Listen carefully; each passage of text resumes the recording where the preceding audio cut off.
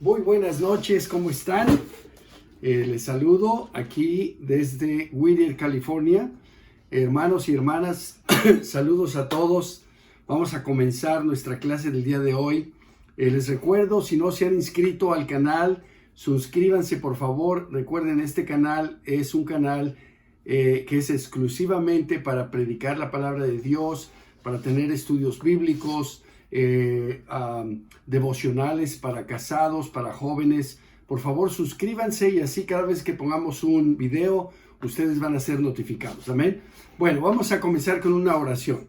Padre, gracias por esta noche, gracias por tu amor. Te pido que estés con nosotros, que podamos tener un increíble tiempo esta noche, que podamos tener un estudio fabuloso que pueda alimentar nuestras almas, conocerte más a ti, Padre, y avanzar en el conocimiento de tu palabra.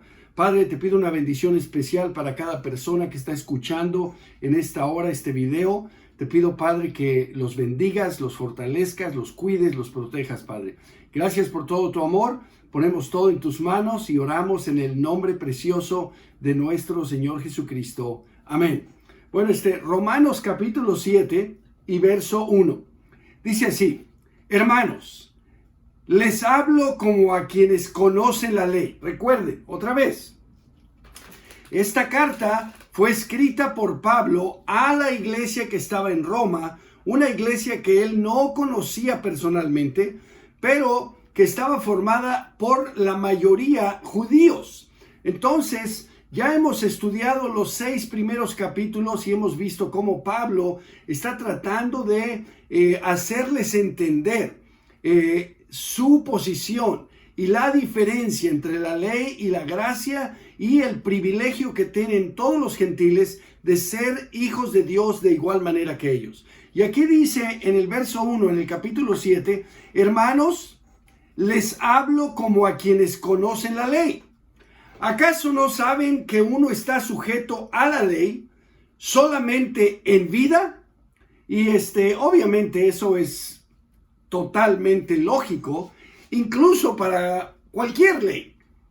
Si tú te mueres, si debías impuestos, pues ya no tienes que pagar. Si te pasaste un alto y debes un ticket, ya no tienes que pagarlo, ya te moriste. Entonces, para la ley de Dios, vamos a ver cuál es la situación. Primero él dice simplemente, ¿acaso no saben que uno está sujeto a la ley solamente en vida? El verso 2 dice, por ejemplo, la casada está ligada por ley a su esposo solo mientras éste vive. Pero si su esposo muere, ella queda libre de la ley que la unía a su esposo. Así que cuando un matrimonio, los dos están vivos, obviamente aquí dice la casada está ligada por la ley a su esposo, pero si él se muere, pues queda libre, obviamente está viuda, amén. Entonces él pone este ejemplo para decir lo que ahora va a decir.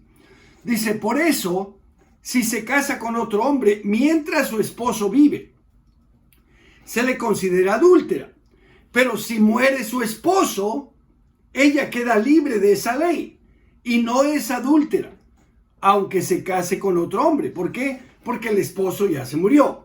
Ahora, asimismo, dice el verso 4, hermanos míos, ustedes murieron a la ley mediante el cuerpo crucificado de Cristo, a fin de pertenecer al que fue levantado de entre los muertos. De este modo daremos fruto para Dios. Así que aquí este versículo 4 es clave, porque aquí, después de decir acerca de que la ley solamente es cuando estamos vivos, etcétera, y el ejemplo de la esposa, el esposo, ahora dice, así mismo, de igual manera, hermanos míos, ustedes murieron a la ley mediante el cuerpo crucificado de Cristo. Así que Cristo murió en la cruz. Pero ¿en qué momento tú y yo, si es que somos verdaderos cristianos, en qué momento murimos a la ley mediante el cuerpo crucificado de Cristo? Bueno, pues si se recuerdan, el día de ayer nosotros estudiamos el capítulo 6. Creo que, no sé si fue ayer o antier, que empezamos el capítulo 6, creo que fue antier. Y aquí dice, en el verso 3 del capítulo 6, ¿acaso no saben ustedes que todos los que fuimos bautizados para unirnos con Cristo Jesús, en realidad fuimos bautizados para participar de su muerte? Ahí está. Así que cuando un discípulo de Jesús se bautiza para recibir el perdón de sus pecados, esa persona, en ese momento tú y yo participamos en la muerte de Cristo. En otras palabras, morimos con Cristo. Nuestra vida pasada ahí terminó. Ahí se acabó todo. Ahora, después de ahí, salimos del agua para una vida nueva. Ya expliqué eso también. Pero aquí vemos claramente que cuando somos bautizados, participamos en la muerte de Cristo. El verso 4 dice, por tanto, mediante el bautismo, fuimos sepultados con Él en su muerte, a fin de que, así como Cristo resucitó por el poder del Padre, también nosotros llevemos una vida nueva. Así que claramente la Biblia nos explica en el capítulo 6 que nosotros morimos con Cristo en el bautismo. Y cuando salimos del agua, empezamos una nueva vida en Cristo Jesús. Igual lo que Jesús le dijo a Nicodemo, tienes que nacer de nuevo. Ahora bien, volvemos a leer este versículo 4. En Romanos 7. Asimismo dice, hermanos, ustedes murieron a la ley mediante el cuerpo crucificado de Cristo, a fin de pertenecer al que fue levantado de entre los muertos. De este modo daremos fruto para Dios. Fíjense que un judío estaba en cierto modo casado con Jesús, obligado. Cuando Jesús murió en la cruz, cuando esa persona se bautiza, muere con Cristo, ahora resucita, pero no está libre, sino al contrario, murió al esposo pasado, pero ahora está ligado al nuevo. ¿Cuál es el nuevo? Dice aquí, al que fue levantado de entre los muertos, a Jesucristo resucitado. Y dice, de este modo daremos fruto para Dios. No podemos ignorar esta parte. Dice aquí que ahora que hemos sido levantados de entre los muertos, que tenemos una vida nueva, de este modo, dice, daremos fruto para Dios. Yo te quiero preguntar, hermano, hermana, ¿qué tanto fruto estás dando para Dios? Yo creo con todo mi corazón que ningún discípulo debería de presentarse a una charla bíblica sin visitante. Yo creo que ningún discípulo de Jesús debe presentarse a un servicio el domingo sin un visitante. La mayoría están ahí de espectadores. Eso no es un discípulo de Jesús. Jesús le dijo a los discípulos, los primeritititos que él llamó, a Pedro, dice, síganme y los haré pescadores de hombres. En Mateo 28 dice, vayan y hagan discípulos a todas las naciones. En Hechos 1:8, me serán testigos en Jerusalén, Samaria, Judea y hasta lo último de la tierra. Hermanos y hermanas, si tú no estás dando fruto para Dios, si tú no estás siendo fructífero, si no estás haciendo discípulos, ¿qué estás haciendo? Nosotros debemos compartir nuestra fe, invitar a personas todos los días y a toda hora. Ese es el propósito de nuestra vida. Dar fruto para Dios. El verso 5 dice, porque cuando nuestra naturaleza pecaminosa aún nos dominaba, y ojalá que sea esto una verdad en tu vida, que la naturaleza pecaminosa te dominaba, tiempo pasado, y no es tiempo presente. si tu naturaleza pecaminosa aún te domina, algo está mal. Algo está mal. Déjame un mensaje, vamos a hablar. Necesitas ser restaurado, necesitas ser bautizado. Algo está mal. Un verdadero cristiano, su naturaleza pecaminosa lo dominaba antes de ser un cristiano. Las malas pasiones que la ley nos despertaba actuaban en los miembros de nuestro cuerpo y dábamos fruto para muerte. Dábamos tiempo pasado. El verso 6 dice, pero ahora, es una nueva realidad, nacido de nuevo, un cristiano. Ahora, al morir a lo que nos tenía subyugados, hemos quedado libres de la ley a fin de servir a Dios con el nuevo poder que nos da el Espíritu que nos da ese poder, y no por medio del antiguo mandamiento escrito. Ahora ya no se trata de ser legalistas, se trata de servir a Dios lo mejor que tú puedes con el poder que te da el Espíritu Santo, que recibiste en el bautismo. El verso 7 dice, ¿qué concluiremos? ¿Que la ley es pecado? De ninguna manera. Sin embargo, si no fuera por la ley, no me habría dado cuenta de lo que es el pecado. Por ejemplo, nunca habría sabido yo lo que es codiciar si la ley no hubiera dicho no codicies. Así que esto es muy importante. Cuando viene la ley, y nosotros vemos eso en el libro de Gálatas, la ley viene y Dios la pone como consecuencia a la rebeldía del pueblo de Israel. Como ellos eran rebeldes, Dios pone la ley para que ellos se den cuenta de qué tanto pecan, de qué tan incapaces somos de agradar a Dios. Y qué bueno que Jesucristo nos libró de la maldición de la ley.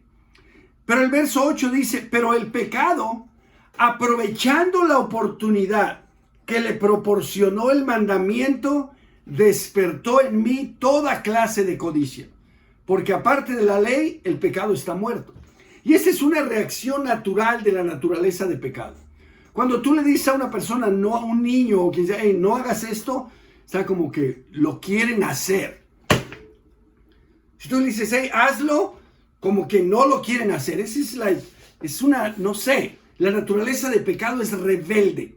Entonces, cuando la ley dice, no hagas esto, entonces la naturaleza de pecado dice, ¿por qué no? Y entonces empieza, pues, a ver, déjalo, hago tantito. Y a ver qué tanto puedo hacerlo, qué tanto me puedo acercar a la lumbre sin quemarme. Y esa tontera es la que nos lleva a morir en el pecado. El verso 9 dice, en otro tiempo, otra vez, insiste una y otra vez, en otro tiempo, no en este tiempo, en otro tiempo. Yo tenía vida aparte de la ley, pero cuando vino el mandamiento, cobró vida el pecado y yo morí. En otro tiempo. Se me hizo evidente, verso 10, que el mismo mandamiento que debía haberme dado vida, me llevó a la muerte. Porque era una prohibición que me incitó a desobedecer a Dios. Y sin la ley, le pasó a Eva también. Porque el pecado, verso 11, se aprovechó del mandamiento. Me engañó y por medio de él me mató. Tenemos que tener convicción, hermanos, que el pecado mata. El pecado destruye. El pecado trae dolor. No hay ningún pecado inteligente. Todos los pecados son tontos. Porque tal vez te produce una sensación temporal de placer o de que te sientes bien por un momento, pero después viene una destrucción, un dolor, un castigo, algo horrible.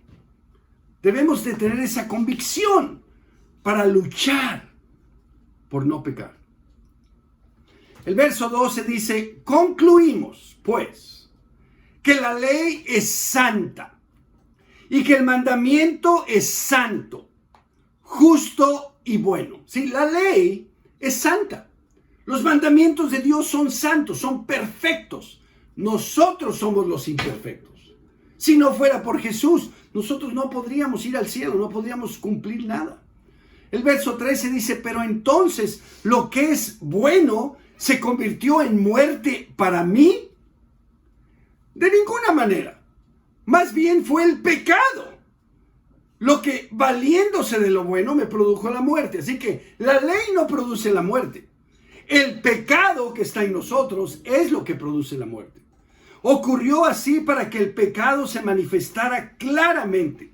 O sea, para que mediante el mandamiento se demostrara lo extremadamente malo que es el pecado. Insisto, nosotros tenemos que tener convicción, tenemos que odiar nuestro pecado y matarlo y luchar por no pecar. El verso 14 dice, sabemos en efecto que la ley es espiritual, pero yo soy meramente humano y estoy vendido como esclavo al pecado. Esto lo escribió Pablo. Esto lo dice Pablo. Pero tenemos que adoptarlo como nuestro. Porque nosotros sabemos que la ley es espiritual. Y debemos tener conciencia que nosotros somos meramente humanos. Y estamos vendidos como esclavos al pecado. Dice el verso 15, no entiendo lo que me pasa, pues no hago lo que quiero, sino lo que aborrezco. Ahora bien, si hago lo que no quiero, estoy de acuerdo en que la ley es buena. Pero en ese caso, ya no soy yo quien lo lleva a cabo, sino el pecado que habita en mí. Sí, hermanos, nuestra naturaleza de pecado es lo que está luchando para que desobedezcamos a Dios. Y nosotros tenemos que tener control. Cuando nos bautizamos recibimos el Espíritu de Dios. Y ese Espíritu nos da control, dominio propio. Por eso tenemos que vivir en el Espíritu y no en la carne. Si vivimos en la carne la vamos a regar todo el tiempo. En el verso 18 dice, yo sé que en mí, es decir, en mi naturaleza pecaminosa, nada bueno habita. Y tenemos que tener conciencia de eso. Es verdad. No hay nada bueno en la carne. Aunque deseo hacer lo bueno, no soy capaz de hacerlo. Nuestro cuerpo es imperfecto. De hecho, no hago el bien que quiero, sino el mal que no quiero. Y aquí tengo que hacer un paréntesis porque habemos muchas personas que nos calificamos a sí mismos de diferente manera. Hay personas que dicen, bueno, realmente yo no hago nada malo. Y tenemos que entender que todo es, hay un dicho por ahí que dice que nada es verdad ni es mentira, todo es según el color del cristal con que se mira. Cuando una persona es juzgada por alguien, entonces depende quién sea el juez, esa persona va a ser culpable o inocente. Tenemos que entender eso.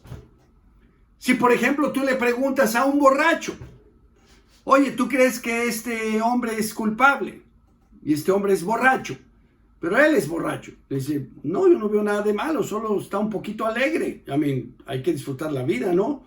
Entonces, ¿tú no crees que está mal? No, yo no creo que está mal. Pero si tú le preguntas a Dios, va a decir, claro que está mal.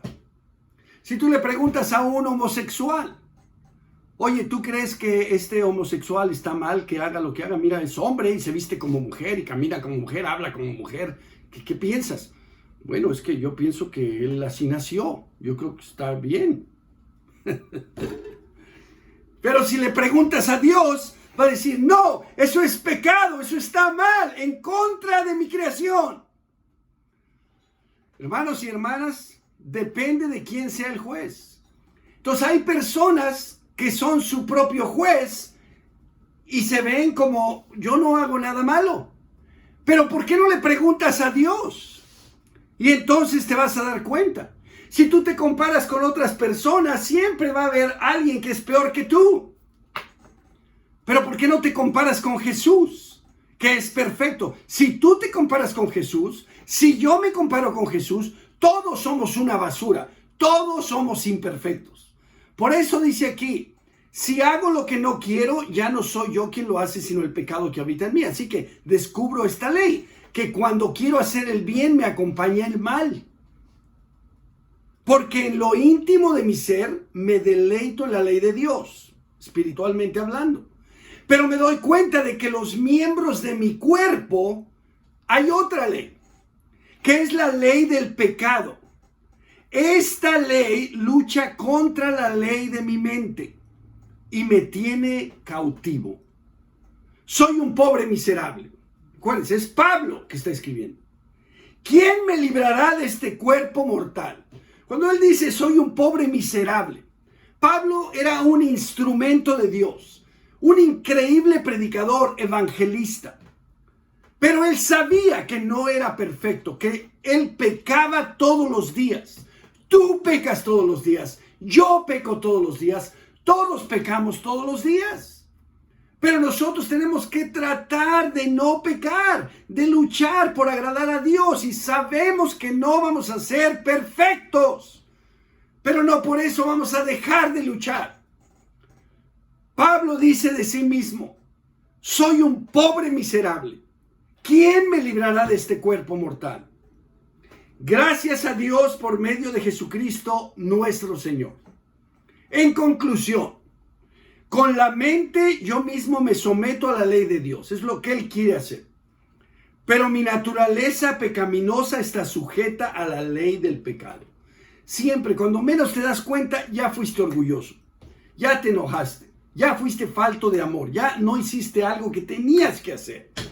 Ya reaccionaste mal. Ya dijiste algo que no debías decir. Así somos. Pero tenemos que tener conciencia. Aquí Pablo lo que está tratando, y Dios que inspiró a Pablo, lo que está tratando es que entendamos nuestra lucha, nuestro cuerpo, nuestro espíritu, y que tengamos conciencia para que no nos creamos para no pensemos, oh, yo soy la última Coca-Cola en el desierto. Que seamos humildes, que entendamos, necesitamos de Dios, necesitamos de Jesús, necesitamos la gracia, necesitamos el perdón. Y hermanos y hermanas, disfrutemos esa relación con Dios a través de Jesucristo. Que a pesar de ser imperfectos, que a pesar de tener nuestra naturaleza de pecado, como dice aquí Pablo, ¿quién me librará de este cuerpo mortal? Gracias a Dios por medio de Jesucristo nuestro Señor. Gracias a Dios por medio de nuestro Señor Jesucristo. Gracias, hermanos y hermanas. Nos vemos mañana a las 8. Los quiero mucho. Que tengan una increíble noche. Hoy es domingo.